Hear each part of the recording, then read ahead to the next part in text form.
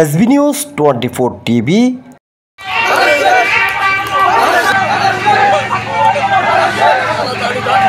চট্টগ্রামের বোয়ালখালী উপজেলার শ্রীপুর খরণদ্বীপ ইউনিয়ন বিএনপির উদ্যোগে আসন্ন ত্রয়োদশ জাতীয় সংসদ নির্বাচনে বাংলাদেশ জাতীয়তাবাদী দল বিএনপি মনোনীত ধানের শীষের প্রার্থী এরশাদুল্লাহর সমর্থনে গণসংযোগ করেছে।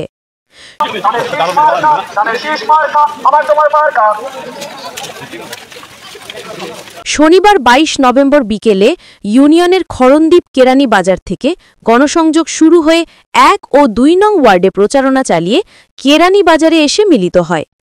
গণসংযোগে নেতৃত্ব দেন চট্টগ্রাম দক্ষিণ জেলা বিএনপির যুগ্ম আহ্বায়ক আজিজুল হক চেয়ারম্যান, জেলা বিএনপির সদস্য শওকত আলম, বোয়ালখালী পৌরসভা সাবেক শহীদুল্লাহ চৌধুরী, দক্ষিণ জেলা যুবদল সাধারণ সম্পাদক মোহাম্মদ আসগর, দক্ষিণ জেলা বিএনপি সদস্য মেহেদী হাসান সুজন।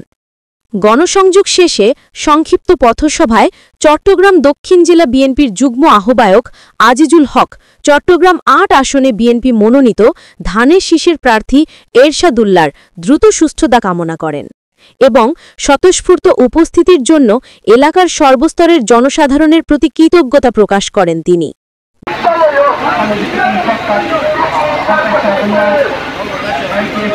গণসংযোগে নেতৃবৃন্দ আগামী নির্বাচনে ভোটারদের ধারে ধারে গিয়ে ধানের শীষে ভোট চান। এ সময় সাধারণ মানুষের ব্যাপক উপস্থিতি দেখা যায়।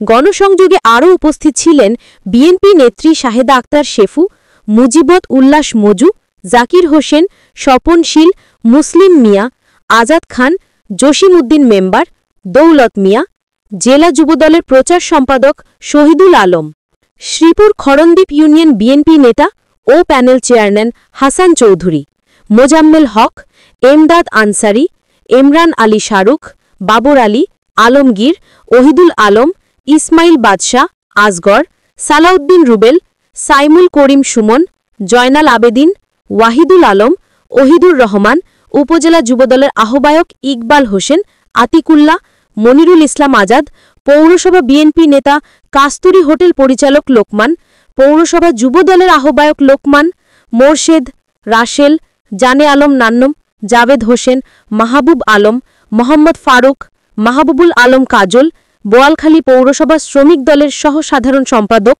আব্দুল মাবুদ সহ অন্যান্যরা। SB news 24 TV, Chittagong.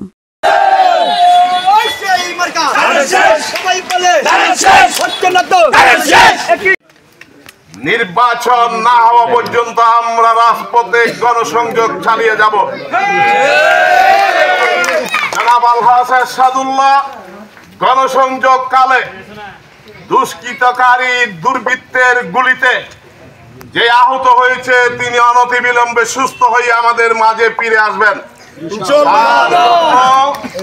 আমি দোয়া কামনা করি, এই জন্য দোয়া কামনা করি আমরা যারা সবাই আমরা রাজপথে থাকবো তারা যাতে করে আল্লাহ যেন তাদেরকে হেফাজত করে সেই জন্য আমরা দোয়া কামনা করি। এবং আগামীতে এই তারেক জিয়ার সুন্দর সমাজ বিনির্মাণে আপনাদের সহযোগিতা কামনা করি এবং আপনাদের পাশে থেকে এই এলাকার উন্নয়ন থেকে শুরু করে সামাজিক এবং সাংস্কৃতিক সমস্ত অনুষ্ঠানে আপনাদের পাশে থাকতে চাই, সহযোগিতা করতে চাই। আপনাদের সহযোগিতা আমরা কামনা করি। সবাই এখানে যে আজকে ধর্ম বর্ণ নির্বিশেষে হিন্দু বৌদ্ধ জলদাস থেকে শুরু করে সবাই যে অংশগ্রহণ করেছে তার জন্য আমি আবারও আন্তরিক ধন্যবাদ জানাই।